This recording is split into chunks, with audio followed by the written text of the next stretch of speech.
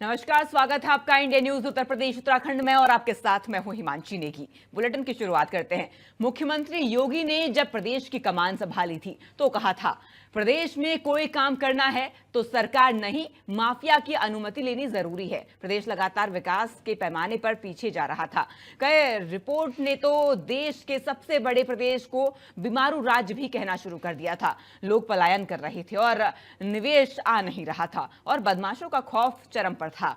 लेकिन जैसे ही मुख्यमंत्री योगी सत्ता में आए, उन्होंने हालात बदलने चाहिए कहा और पुलिस को तमाम तरह की छूट दे दी। कुछ भी करे, लेकिन प्रदेश में बदमाशों और माफियाओं को सुपड़ा साफ करना है। तमाम तरह के ऑपरेशन चलाए गए जिससे माफियाओं को, बदमाशों की कमर टूट गई और अब सीएम खुद जापान और सिंगापुर जाकर निवेश के लिए निवेशकों को प्रोत्साहित भी कर रहे हैं। प्रदेश में पुलिस पूरी तरीके से एक्शन मोड में है। बीती देर रात भी पुलिस और बदमाशों के बीच मुठभेड़ देखने को मिली और बुलंदशहर, बस्ती और सुल्तानपुर में मुठभेड़ देखने को मिली। बस्ती में 12वीं के छात्र को गोली मारने वाले को पुलिस ने गिरफ्तार कर लिया है। सुल्तानपुर में जनऊपर गांव में हुए हत्याकांड के मुख्य आरोपी दीपक सोनकर को पुलिस ने गिरफ्तार किया। तो वहीं बुलंदशहर में गांव जौली में हुई हत्या का सिकंदराबाद पुलिस ने मात्र 48 घंटे में खुलासा करते हुए आरोपी को गिरफ्तार कर लिया। दोनों ही तरफ से कई राउंड फायरिंग के बाद पुलिस को बड़ी सफलता मिली। यानी कि संदेश साफ है कि प्रदेश अब उत्तम प्रदेश की राह पर आगे बढ़ता चला रहा है और अब प्रदेश में सिर्फ विकास होगा। कैसी है ग्राउंड पर कानून की स्थिति, बताएंगे हमारे सहयोगी। सीधे ग्राउंड जीरो से हमारे साथ हमारे सहयोगी जुड़ेंगे और हमें बताएंगे इस वक्त ग्राउंड में कैसा हाल है, बदमाशों में कितना खौफ नजर आ रहा है, क्योंकि कार्रवाइयों का दौर तो लगातार जारी है। हर दिन ऐसी तमाम खबरें सामने आती हैं। ये 3 तस्वीरें आपकी स्क्रीन पर आप देखिए। पिछले 24 घंटे की मैं बात कर रही हूँ।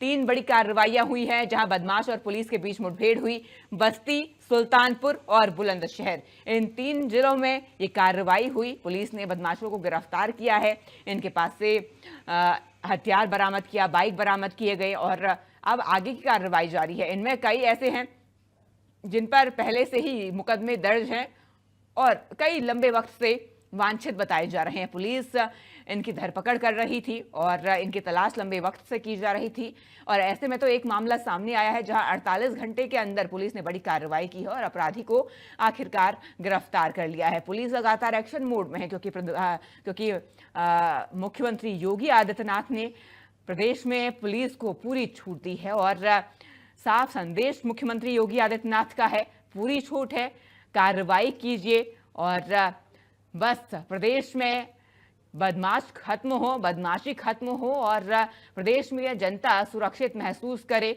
सुरक्षित महिलाएं महसूस करें और इसी को लेकर उत्तर प्रदेश प्रशासन लगातार काम भी कर रहा है। उत्तर प्रदेश सरकार लगातार काम कर रही है। अगर हम बात निवेश की करें, निवेश को लेकर भी लगातार प्रदेश में काम किए जा रहे हैं और ऐसे में ही प्रदेश में बदमाशों का खौफ खत्म हो रहा है, जिसके बाद अब निवेश भी लगातार प्रदेश में बढ़ रहा है और इसका जो साफ असर है वो निवेशकों में भी अब कहीं ना कहीं डर खत्म होता हुआ नजर आ रहा है और उत्तर प्रदेश में निवेश बढ़ रहा है।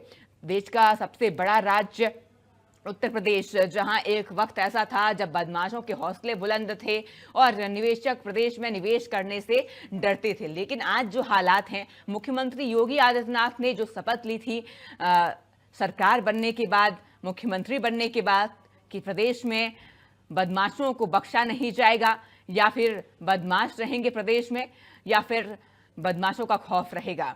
और अब बदमाशों का खौफ खत्म होता हुआ नजर आ रहा है क्योंकि योगी सरकार लगातार एक्शन में है, योगी फोर्स लगातार एक्शन में है।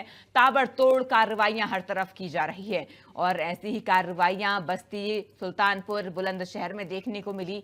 पुलिस ने कार्रवाइयां की और बदमाशों को गिरफ्तार किया। कई वांछित मामलों में फरार चल रहे थे, कई में आपको बता दें कई मुकदमे इन पर दर्ज हैं और लगातार योगी सरकार का ये संदेश है प्रदेश में सिर्फ विकास की जगह है, बदमाशों की जगह प्रदेश में नहीं है और अगर बदमाशी करनी है तो प्रदेश से बाहर जाइए, अगर प्रदेश में रहना है तो बदमाशी छोड़नी होगी और सुशासन के साथ प्रदेश में रहना होगा, बदमाशी की राह छोड़नी होगी, अपराध की राह छोड़नी होगी और अपराधियों को भी यहाँ पर छोड़ा अब नहीं जाएगा, बिल्कुल बख्शा नहीं जाएगा। योगी सरकार का साफ संदेश है, या प्रदेश में रहें या अपराध में रहें, और अपराधियों पर सख्त कार्रवाई प्रदेश में की जा रही है।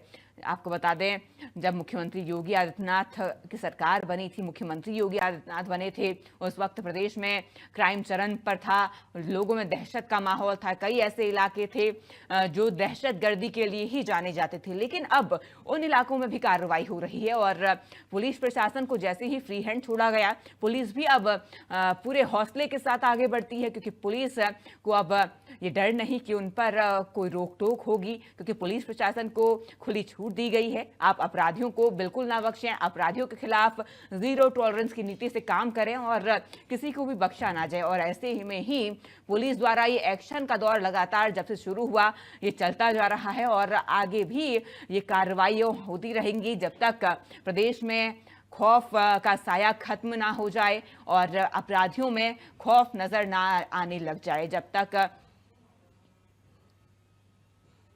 और हमारे साथ हमारे सहयोगी दिलीप सिंह जुड़ चुके हैं बस्ती से अधिक जानकारी के साथ। दिलीप, आपके पास मैं आना चाहूंगी। देखिए, जिस तरीके से उत्तर प्रदेश में अब अपराध कम हो रहा है और बस्ती में भी एक बड़ी कार्रवाई को अंजाम दिया गया, पुलिस ने बदमाश को पकड़ लिया है।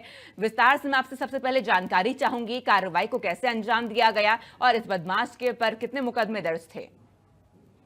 ये आपको बता दें हिमांशी, गत 25 दिसंबर 2025 में इसके ऊपर एक दुष्कर्म का मामला दर्ज हुआ था और उसका नाम की लड़की के साथ संबंध मनदीप उसका नाम बताया जा रहा है। अब एक बड़ारी एहतमाली थाना करवारी के अंदर एक गाँव आता है जहां उस लड़की के साथ दुष्कर्म कर उसकी प्राइवेट फोटो को सार्वजनिक करता है, उसको मुकदमा दर्ज होता है। मुकदमा दर्ज होने से शुरू होकर इसने जो अभी 2-3 दिन पहले उस लड़की को जाकर उसके घर में घुस के 2 गोली मारी, जिससे उसकी मौत हो गई। उसको लेकर के नवागढ़ कप्तान डॉक्टर एसबीर सिंह हमारे बगल में आए, उन्होंने साफ तौर पे कहा कि मुख्यमंत्री योगी आदित्यनाथ का निर्देश है या तो अपराध छोड़ दे या उत्तर प्रदेश अपराधी छोड़ दे। इस कार्यक्रम चलो उनके निर्देश पर जो एसओजी टीम के प्रभारी हैं विकास यादव, उन्होंने इसको सूचना मिली की है तलवारी के महादेव से दिखाई दिया है मनदीप जो है मनदीप की अपने आप को गिरता देख मनदीप ने जवाबी कार्रवाई गोली चलाई। गोली जवाबी कार्रवाई में उसके पहले घायल होता है। अब जिस तरह से योगी आदित्यनाथ का खास तौर पर निर्देश है कि उत्तर प्रदेश एक भय मुक्त समाज बनेगा, इसके लिए बस्ती कप्तान एसबीर सिंह उन्होंने बस्ती जनपद को अपराध नहीं करना है। कोई भी अपराधी चाहे वो जमानत हो बाहर हो, अगर वो अपराध कर रहा है तो खुलेआम वो नहीं घूमेगा, जिसके क्रम में ये कार्रवाई हो गई। मनदीप का जो मामला है 72 घंटे के अंदर पुलिस ने कई जो इसकी शिनाख्त लगा करके इसको गिरफ्तार कर लिया है। जवाबी कार्रवाई के पैर में गोली जरूर लगी है, लेकिन आपको बता दें इससे माहौल किया हुआ कि बस्ती जनपद में या पूरे प्रदेश में अगर अपराधी हैं तो प्रदेश को छोड़ दे। मुख्यमंत्री योगी आदित्यनाथ सदन में कहा था कि अपराधियों को हम मिट्टी में मिला देंगे। उसी क्रम में डॉक्टर एसबीर सिंह ने बस्ती जनपद के जो अपराधी हैं उनको मिट्टी में मिलाने का संकल्प लिया है। आपको बता दें 1 हफ्ते के ज्वाइनिंग के अंदर ये पहली बड़ी कार्रवाई उन्होंने किया है। जी जी, और हमारे साथ हमारे सहयोगी सुल्तानपुर से जुड़े हुए हैं रवि, आपके पास मैं आना चाहूंगी। जिस तरीके से ये कार्रवाइयों का दौर जारी है और 24 घंटे में बड़ी कार्रवाइयां करी गई हैं पुलिस की तरफ से, सुल्तानपुर में जो कार्रवाई की गई उसके बारे में विस्तार से बताइए।